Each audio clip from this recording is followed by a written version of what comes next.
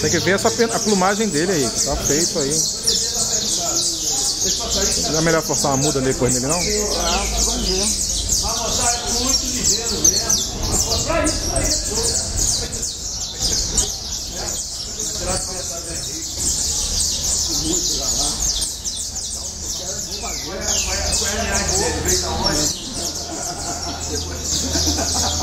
Mas o Henrique tira essa onda, se ele vê pau mesmo, ele cai pra dentro, né, Henrique? Pode vir até do crack, pode vir da Cracolândia. Esse aí vem da Cracolândia. Você cria lá do alto, lá do forte. É isso aí.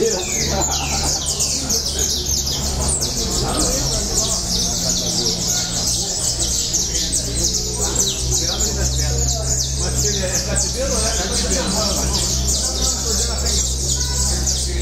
Aqui dentro tem um bebê no poste de lá. Aí eu falei, não, solto não é não. Aquilo ali, eu tinha que pegar aquele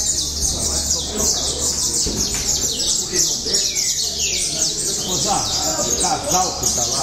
Fica mais se coçando do que cantando aí.